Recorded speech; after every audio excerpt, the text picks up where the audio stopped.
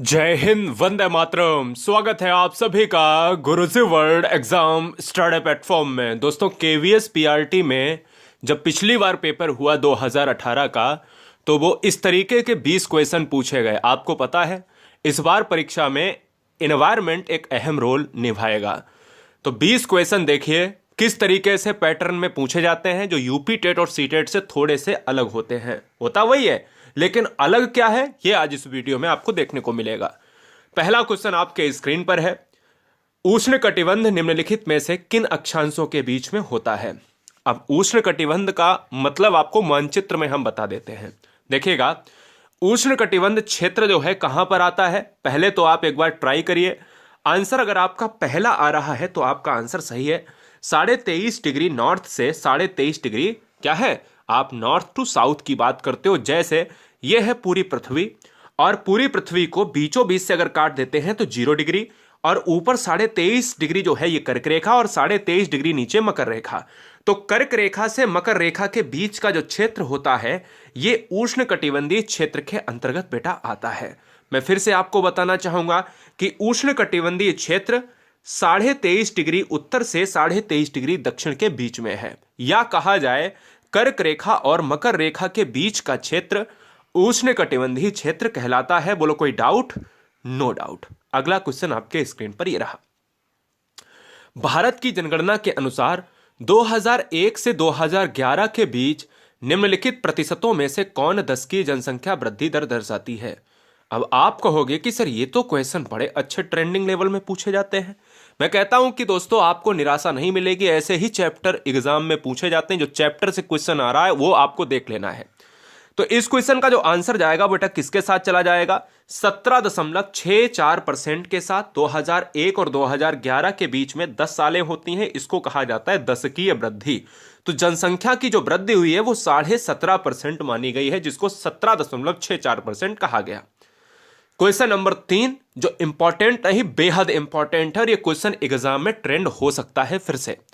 2011 जनगणना से 2 क्वेश्चन पिछली बार, 2 से 3 क्वेश्चन पिछली बार आए थे। 2011 जनगणना के अनुसार निम्नलिखित अंकों में से भारत के जनसंख्या घनत्व को कौन दर्शाता है? अब आपको एक चीज मैं बता दूं, जनसंख्या घनत्व की बात की जाए तो जनसंख्या घनत्व सबसे कम कहां है, सबसे ज्यादा कहां है, और पूरे भारत का क्या है? ये 3 सवाल आपके दिमाग में बैठने चाहिए। 2011 का आपको जनघनत्व पता करना है तो 382 था। अब अगर मैं आपको बोल दूं कि यहां पर क्वेश्चन एग्जाम में यह पूछ सकता है कि सबसे ज्यादा जनघनत्व कहां का है, तो सबसे ज्यादा जनघनत्व है बिहार राज्य का, और सबसे कम कहां का है? सबसे कम है अरुणाचल प्रदेश का। यहां 11,000 कुछ वर्ग किलोमीटर व्यक्ति, और यहां केवल 7 से 15 ही रहते हैं। अगले क्वेश्चन की बात करेंगे 4 नंबर। अगर 1 डिग्री के अंतराल पर अक्षांश रेखाओं को खींचा या चिन्हित किया जाए तो बताइए उत्तरी गोलार्ध में उनकी कुल कितनी संख्या होगी? यदि आप केवीएस में अध्यापक अध्यापिका बनना चाहते हैं, यदि आप एक केंद्रीय विद्यालय के अंतर्गत आपको पढ़ाना है, तो सरकारी अध्यापक अध्यापिका बनने के लिए चैनल को ईमानदारी से सब्सक्राइब कर लें। पूरी तैयारी निःशुल्क।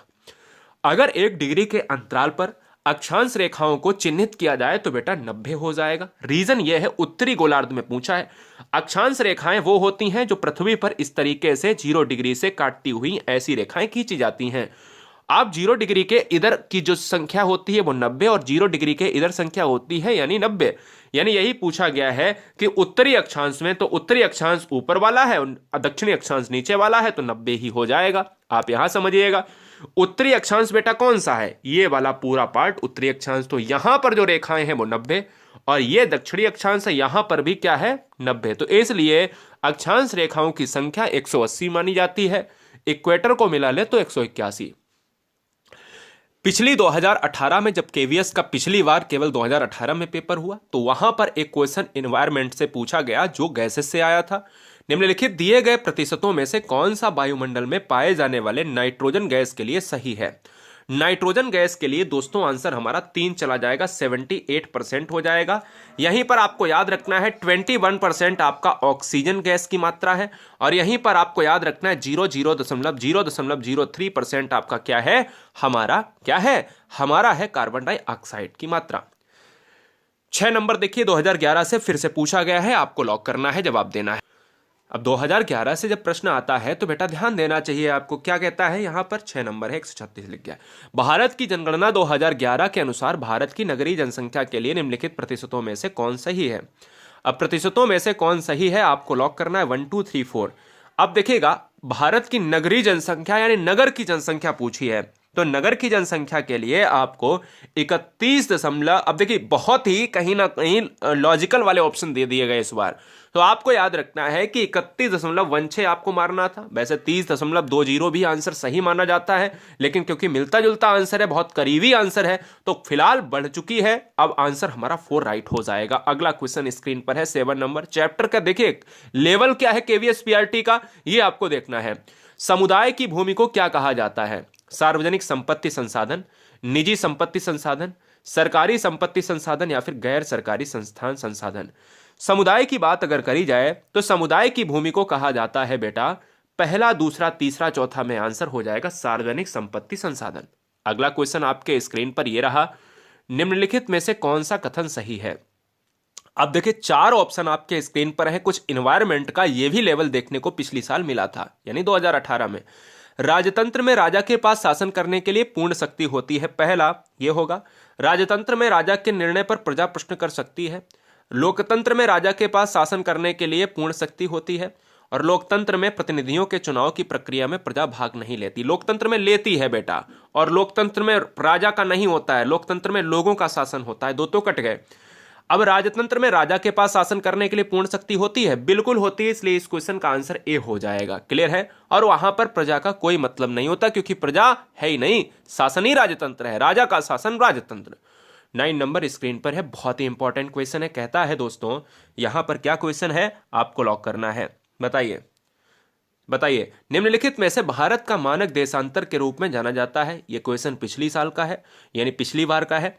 82.5 डिग्री पूर्व, 87.5 डिग्री पूर्व, 80 डिग्री पूर्व और 85 डिग्री पूर्व। आपको पता है भारत का मानक समय 5 राज्यों से गुजरता है। भारत के मानक समय में इलाहाबाद वाला पॉइंट आपको 82.5 डिग्री पूर्वी देशांतर माना जाता है फिलहाल, लेकिन अब बदल रहा है धीरे धीरे। कहीं आपको नैनी मिलेगा तो कहीं आपको मिर्जापुर मिलेगा, लेकिन इतना तो याद रखना है कि 82.5 डिग्री हो जाएगा, आपको याद रखना है। क्लियर है बेटा? देश में नवीं पंचवर्षीय योजना निम्नलिखित में से किस वर्ष आरंभ की गई थी? आप देखिए, तो यहां से एक चीज बन जाती है कि जो आने वाला केवीएस एग्जाम है उसमें आपको पंचवर्षीय योजनाओं को देख लेना अच्छे से, क्योंकि पंचवर्षीय योजना आ सकता है, 100% आएगा। देश में नवी, अब देखिए पहली पंचवर्षीय योजना का जो कार्यकाल था वो आपको याद करा देता हूं, 1951 से 1956 हो जाता है, और हर पंचवर्षीय योजना का जो कार्यकाल होता है वो 5 साल होता है। बोलो राइट, ठीक है ना? इसके अलावा अगर देखा जाए तो देश में नवी पंचवर्षीय योजना निम्नलिखित में से किस वर्ष आरंभ की गई थी? तो ये 1900 भैया बताइएगा 97 में की गई थी, इसलिए इस क्वेश्चन का आंसर 2 हो जाएगा। 11वां है भारतीय संविधान के पिता के रूप में। यह भी क्वेश्चन पिछली बार 2018 में पीआरटी केवीएस में पूछा गया, और कहता है भारतीय संविधान के पिता के रूप में निम्नलिखित में से किसे जाना जाता है? तो आंसर हमारा किसके साथ जाएगा? हमारा भीमराव अंबेडकर साहब के साथ जाएगा, इसलिए ऑप्शन नंबर 2 लॉक होगा। अगला क्वेश्चन दोस्तों 12 नंबर देखिए, ईवीएस का एक बदलता पैटर्न आपको देखने को मिलेगा। तो ईवीएस में कहता है कि सीढ़ीदार खेती निम्नलिखित में से किन क्षेत्रों में की जाती है? बेटा सीढ़ीदार खेती की बात अगर की जाए तो सीढ़ीदार खेती कैसे होगी? सीढ़ीदार खेती इस तरीके से होगी, और सीढ़ीदार खेती में आप देखते होंगे कि कहीं ना कहीं जहां पर पहाड़ी ढलान होगा या समतल मैदान या हिमनद या तटवर्ती, तो हम कहेंगे पहाड़ी ढलान जहां पर होगा तो वहीं तो सीढ़ीदार खेती होगी। वहीं पर इस तरीके से जैसे चाय की खेती होती है हमेशा सीढ़ीदार खेती पर की जाती है, तो इस तरीके से आपको याद रखना है।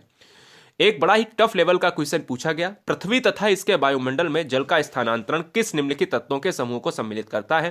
पृथ्वी तथा इसके वायुमंडल में जल का स्थानांतरण किस निम्नलिखित तत्वों के समूह को सम्मिलित करता है? वर्षण, जलवाह, पवन और तापमान। वर्षण, आर्द्रता, वाष्पीकरण और पवन। वाष्पीकरण, संघनन, वर्षण और जलवाह। और वाष्पीकरण, वर्षण, पवन तथा तापमान। 13 नंबर का जो आंसर है बेटा ऑप्शन नंबर 3 हो जाएगा। वाष्पीकरण होता है, उसके साथ संघनन, उसके साथ वर्षण और फिर जलवाह, यानी वाष्पीकरण पहले हुआ, संघनन हुआ, वर्षा हुई, फिर जल का प्रवाह हुआ, यानी जल जो है कहीं ना कहीं बह रहा है। 14 नंबर, छोटे भूखंडों पर साधारण उपकरणों द्वारा अधिक श्रम के साथ मैदानों में खेती करने वाले किसानों को निम्नलिखित कृषि के प्रकारों में से किसमें वर्गीकृत किया जाता है? छोटे भूखंड, साधारण उपकरणों द्वारा, अगर अधिक श्रम के साथ मैदानों में खेती करने वाले किसान हैं तो उनको कैसे आप वर्गीकृत करेंगे आदिम जीविका कृषि, गहन जीविका कृषि, वाणिज्य कृषि, स्थानांतरित कृषि। दोस्तों मैं आपको आने वाले एग्जाम के लिए बता देता हूं, ये चारों ऑप्शन आपको सर्च कर लेने हैं। मैं तो पढ़ाऊंगा ही पढ़ाऊंगा, आपको देख लेनी है प्लेलिस्ट, ठीक है ना, मैं नीचे दे दूंगा। 14 नंबर का जो आंसर है वो क्या हो जाएगा इस क्वेश्चन का आंसर, बताइए इस क्वेश्चन का आंसर क्या होगा? बहुत बढ़िया, गहन जीविका हो जाएगा। आंसर हमारा ऑप्शन नंबर 2 हो जाएगा। निम्नलिखित प्रकरणों में से हास्ट और ग्रेवन किसके द्वारा बनाए जाते हैं? हास्ट और ग्रेवन दोस्तों ये किसके हैं? ये फाल्टिंग के हैं, ये फाल्टिंग के उदाहरण है। और हास्ट और ग्रेवन जो है बनते हैं फाल्टिंग, और फाल्टिंग दोस्तों होता है भ्रंशन। फाल्टिंग को कहा जाता है भ्रंशन कहा जाता है, इसलिए इस क्वेश्चन का आंसर हो जाएगा 3rd। सार्वजनिक स्वास्थ्य सेवा तंत्र निम्नलिखित में से कौन सी एजेंसी चलाती है? सार्वजनिक स्वास्थ्य सेवा तंत्र निम्नलिखित में से जो एजेंसी चलाती है वो निजी चिकित्सा संस्थान, सार्वजनिक एजेंसी, गैर सरकारी संगठन और व्यवसायिक चिकित्सक। तो हम कहेंगे कि भैया यहां पर सार्वजनिक स्वास्थ्य सेवा है, तो सार्वजनिक स्वास्थ्य सेवा सार्वजनिक एजेंसी के द्वारा होगा। आंसर हमारा 2 लॉक हो जाएगा। 17 नंबर आप सभी के स्क्रीन पर बहुत इंपॉर्टेंट है, कहता ग्राम सभा के सचिव का चुनाव, ध्यान दीजिए, ग्राम सभा के सचिव का चुनाव नियुक्ति यानी किसके द्वारा की जाती है? ग्राम सभा के सदस्यों द्वारा, पहला, ग्राम वार्ड के सदस्यों द्वारा, ग्राम पंचायत के सदस्यों द्वारा और सरकार द्वारा नियुक्ति। आपको लॉक करना है बेटा। इस क्वेश्चन में आप सचिव पूछ रहे हैं तो ग्राम सभा के जो सचिव, जो ऊपर से सचिव भेजा जाता है उसको सरकार के द्वारा बेटा किया जाता है, इसलिए इस क्वेश्चन का आंसर 4 हो जाएगा। अरे 2011 से देखिए, उस समय देखिए 5 क्वेश्चन आए थे, 20 क्वेश्चन में 5 तो दोस्तों जनसंख्या से पूछ लिए थे। तो एक काम करिए दोस्तों, जनसंख्या में अच्छे से पढ़ाऊंगा, टेंशन काहे लेने का। तो जनसंख्या मुझे लगता है कि आपको सिलेक्शन दे देगी, क्योंकि जनसंख्या से 4 से 5 क्वेश्चन आपके एग्जाम में आपको टॉप कराने में अहम रोल पैदा करेंगे। भाई ईवीएस पढ़ने का मतलब है कि जनसंख्या को अच्छे से पढ़ना। 2011 की जनगणना के अनुसार निम्नलिखित में लिंग अनुपात में से भारत का कौन सा सही था? तो भारत में देखा जाए तो 943 942 माना जाता था, तो उसके आसपास का कौन सा ऑप्शन होगा? तो 1000 पुरुष पर 940 स्त्रियां हो जाएंगी। अगला है 19 नंबर, दिल्ली और कन्याकुमारी के बीच नई रेलगाड़ी आरंभ करने के लिए निम्नलिखित में सरकारी संस्थानों में से किसके पास अधिकार होता है? देखिए दोस्तों, अगर दिल्ली और कन्याकुमारी के बीच नई रेलगाड़ी कौन करेगा आरंभ? रेलगाड़ी दोस्तों सेंट्रल गवर्नमेंट करेगी, और रेलगाड़ी अगर सेंट्रल गवर्नमेंट करेगी तो दोस्तों हमारा कन्याकुमारी और ये आपका दिल्ली हो या कहीं कहीं का भी हो तो सेंट्रल गवर्नमेंट ऑप्शन नंबर 3 के साथ चला जाएगा। अब ये क्वेश्चन आपको जवाब देना है, इस क्वेश्चन नंबर 20 का आंसर देना है। ईवीएस में आपके 20 क्वेश्चन आएंगे, और अगर आपको सिलेक्शन लेना है केवीएस एग्जाम में, पर्यावरण की बात करें, मैथ की बात करें, हिंदी की बात करें, पेडागोजी 60/60 की बात करी जाए, और इंग्लिश 30 क्वेश्चन और हिंदी 30 क्वेश्चन, 10 उधर 20 उधर, 10 उधर 20 उधर, है ना। तो पूरी तरीके से सिलेक्शन लेना है, गुरुजी वर्ल्ड एग्जाम स्टडी प्लेटफॉर्म को सब्सक्राइब कर लो। बहुत कम मटेरियल में कुछ ही मैराथन में आपको पूरा करा दिया जाएगा। कुछ ही मैराथन में आपको वो सटीक पॉइंट जो प्रीवियस ईयर पेपर पर पूछे गए सभी चैप्टर को खत्म करने का निर्णय, कुछ भी आकर कुछ भी पढ़ा देना ये नहीं है, वो पढ़ाओ जो एग्जाम में आता है। हर शेर हर शेरनी से मेरा एक ही निवेदन है कि एग्जाम के लिए केवल 2 से 3 घंटा आप सेल्फ स्टडी करिए। एग्जाम के लिए आपको अपने पर विश्वास रखना जरूरी है, किसी किताब पर, किसी चैनल पर विश्वास रखने की कोई आवश्यकता नहीं है। हम मदद करेंगे 50%, आप 50%, सिलेक्शन आपके हाथ में थमा देंगे, ये वादा है।